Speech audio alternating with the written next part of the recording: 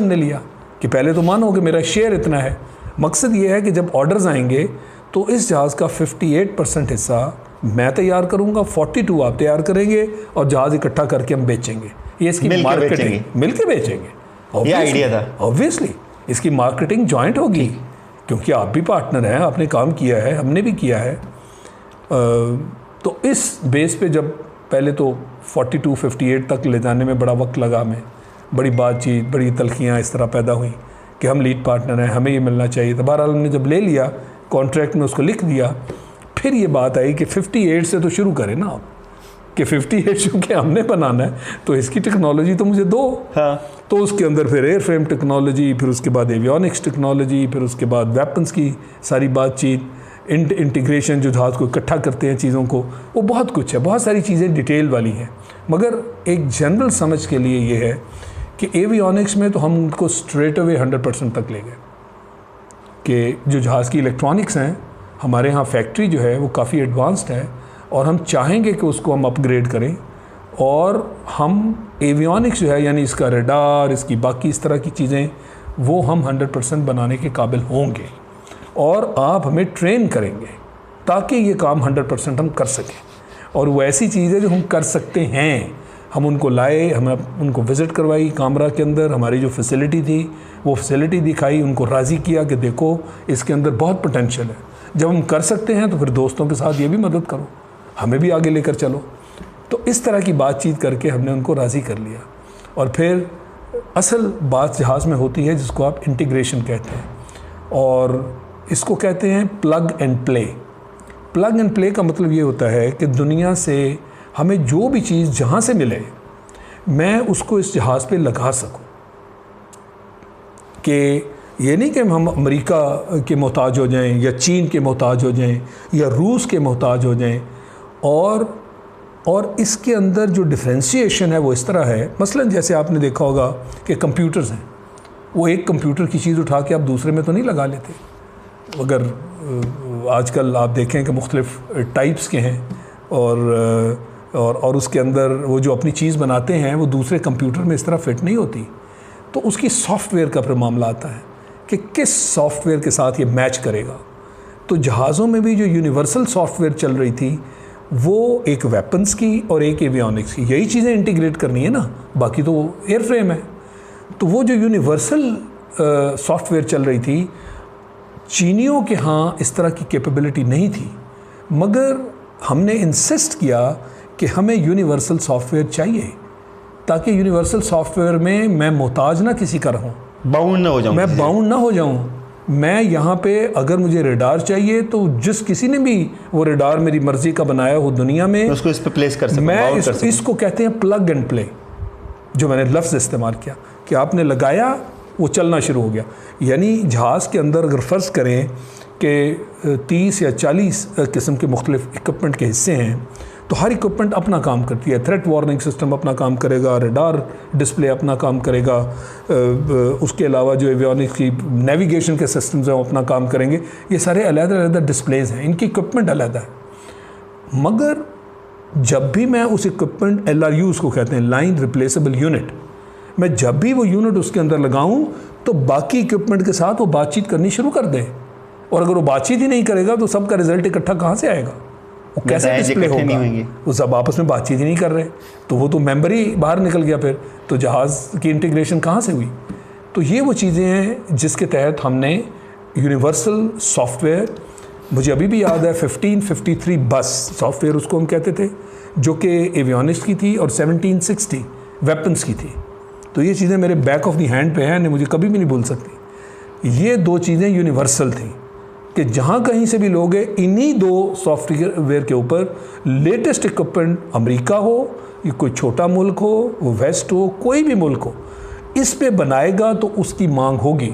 तो इसलिए वो इस सॉफ्टवेयर पे ख़ुद इक्विपमेंट बनाते हैं कि जहाँ कहीं इसकी ज़रूरत दुनिया के किसी कोने में हो तो हम भी उसमें कैंडिडेट बन जाए।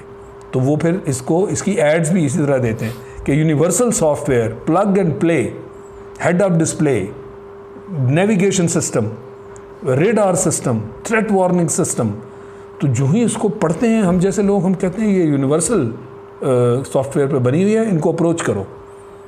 फिर पॉड्स होते हैं जिसके ज़रिए आप टारगेटिंग करते हैं, उसके बारे में। तो जो भी जहाज़ की चीज़ें इस पे बेस्ड, और अभी हमने अल्हम्दुलिल्लाह, मैं आज की अगर आपको बात करूं तो आप सोच भी नहीं सकते कि हमने दुनिया के किस किस हिस्से से कौन कौन सी चीज़ ली है, मगर चूंकि हमने प्लग एंड प्ले किया था, हमारे पास उसका एक सिमुलेटर मौजूद है, कामरा में हमने बनाया और उसके अंदर वो सारी इक्विपमेंट जहाज़ की लगाई।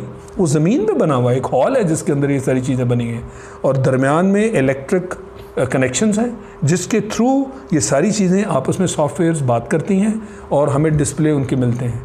तो हमारे एवियोनिक्स इंजीनियर्स हैं जिनको हमने ट्रांसफ़र ऑफ टेक्नोलॉजी में इन्वॉल्व किया, वो सब कुछ ये सीख के अब इस इक्विपमेंट को दुनिया के किसी कोने से भी लेकर प्लग एंड प्ले की फॉर्म में वहाँ लगाते हैं और देखते हैं कि JF-17 पे काम करेगी या नहीं करेगी। अगर वो ना करे तो हम उसके पास चले जाते हैं, कॉन्ट्रैक्टर के पास, कि ये आपकी सॉफ्टवेयर में कोई ग्लिच है, कोई मसला है, देखो ये बाकी सारे हमारे इक्विपमेंट इसी सॉफ्टवेयर की काम कर रही है। उसको बुलाया जाता है कि इसको फिक्स करो, इसको रिट्यून करो या जो भी करे, मगर करते हम खुद हैं, उनसे पूछा जाता है।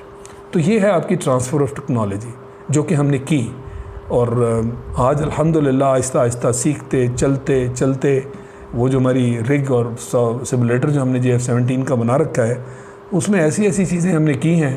ये भी आपने पिछले दिनों 27 फरवरी का जो मामला सुना कि उसके अंदर वो वाले बॉम्ब जो दूसरे जहाज़ों पे इंटीग्रेट हमने किए हुए थे वो इस पर भी हमने कर दिए। उससे भी ज़्यादा रेंज वाले बॉम्ब जो हमने खुद फिर उनको इम्प्रूव किया। हमारा एक एयर वेपन कॉम्प्लेक्स भी तो है ना, जो कि बॉम्ब्स, मिसाइल्स और इन चीज़ों से डील करता है, और वो एयरफोर्स के लिए काम करते हैं। उनके ज़रिए इन चीज़ों को इम्प्रूव करना, JF-17 पे लगाना और JF-17 को टॉप ऑफ द लाइन तक पहुंचाना, ये सारे का सारा काम वहाँ कामरा में हो रहा है। तो ये है आपकी ट्रांसफ़र ऑफ टेक्नोलॉजी। अभी अखबार में मेरा ख्याल आज एक आध दिन में आने वाला है, हमने अपना पहला JF-17 उसकी ओवरऑलिंग की है दोबारा। वो इतने घंटे फ्लाई कर चुका कि अब उसकी ओवरऑलिंग की ज़रूरत पड़ गई। वो जो 100 जहाज़ हमने बनाए थे उसका ब्लॉक 1 में से एक जहाज़ हमने खुद उसकी ओवरऑलिंग की है। हम उसकी ओवरऑलिंग के लिए भी किसी के ऊपर डिपेंडेंट नहीं है। ये तभी हुआ ना कि 100% आपके पास टेक्नोलॉजी, 100% उसको डील करना, एफिशिएंसी। और अभी आप देखेंगे अखबार की कहीं ना कहीं आपको सुर्खी नज़र आ जाएगी एक आध दिन में, और उसके साथ ही आपको एक आध सुर्खी कुछ ही वक्त में नज़र आएगी कि हमने ब्लॉक 3 जो है वो भी तकरीबन मुकम्मल कर लिया। मैंने आपको ब्लॉक बिल्डिंग कॉन्सेप्ट की भी बात की थी, ब्लॉक 1, ब्लॉक 2, ब्लॉक 3, और ब्लॉक 3 अब आप यूँ समझ लें F-16 से भी आगे है। श्योर? Yes sure, 100% sure. उसके अंदर जो हमने चीज़ें लगाई हैं, F-16 तो हमारा रुक गया ना, यानी अमेरिका में जो भी अपडेट्स अपग्रेड्स होंगे वो तो हमें नहीं करके देते। तो F-16 तो एक बहुत टॉप ऑफ द लाइन जहाज़ है, मगर क्या हमने F-16 पे रुकना है? वो तो एक रेफरेंस था, वो हमने इस्तेमाल किया, वहाँ पे एक चीज़ बनाई, मगर F-16 पे हमारा कंट्रोल नहीं है। इसमें तो हमारा कंट्रोल है। ट्रांसफ़र ऑफ टेक्नोलॉजी का क्या मतलब कि अब हर 5 साल के अंदर जो भी अपग्रेड्स दुनिया में हो रही हैं इलेक्ट्रॉनिक्स की या बाकी, हमने उसको जहाज़ पे लगाना है। हमने बाकी जहाज़ों में या F-16 पे या उसके अलावा हमारा जो एयर वेपन कॉम्प्लेक्स चीज़ बनाता है, हम अब ड्रोन्स में बहुत आगे जा रहे हैं। हमने ड्रोन अपना वो बनाना है जिसके अंदर आप वेपन्स भी कैरी करते हैं, और हमने कैरी करने शुरू कर दिए हैं। UCAV उसको कहते हैं, unmanned combat aircraft vehicle. Combat जिसके अंदर आप कर सकते हैं, यानी उसको वो अनमैन्ड तो है ही, सारे ड्रोन्स अनमैन्ड हैं, मगर वो करते क्या हैं? कुछ सिर्फ सर्वेलेंस करते हैं, ज़्यादातर तो सर्वेलेंस करते हैं। जब तक आपके पास वो अमेरिका के पास है ना कैपेबिलिटी, जिसके तहत वो आता था नॉर्थ में और मार के चला जाता था। तो एरियल प्लेटफॉर्म, एयरक्राफ्ट नहीं, aerial platform, unmanned combat aerial vehicle, ये है UCAV। तो हमने कॉम्बैट वाली वर्जन जो है, हम तकरीबन आप यूँ समझें कि उसके एक्सपेरिमेंट्स भी हो गए। अब आप जल्द ही सुनेंगे कि उसके ऊपर वो वेपन्स जिनकी हमें ज़रूरत है, ड्रोन्स के ज़रिए हम सर्वेलेंस के अलावा अब हम अटैक करने की भी कैपेबिलिटी, और ये सारा काम कौन कर रहा है? कामरा, और उसके साथ AWC एयर वेपन कॉम्प्लेक्स, क्योंकि वहाँ चीज़ बनाई जाती है, कामरा में उसको ला के इंटीग्रेट किया जाता है। और उसके साथ साथ जो मैं आपके पहले भी 5th जनरेशन जहाज़ की बात कर चुका हूँ, वो बड़ी तेज़ी से आगे बढ़ रहा है। इतने तजर्बे के साथ जो कुछ हमने गेन किया, अब हम वो 5th जनरेशन के अंदर उसको लाना चाहते हैं, और हम लेके जा रहे हैं। तो ये है आपकी ट्रांसफ़र ऑफ टेक्नोलॉजी, और ये हैं उसके फ़वाइद। जो अल्हम्दुलिल्लाह हमने हासिल किए और उनको अप्लाई किया, और आज मतलब उस वक्त का JF-17 और आज का JF-17 आप यूँ समझे कि उसका मुकाबला ही नहीं है। इस हद तक हम आगे जा चुके हैं उसमें भी।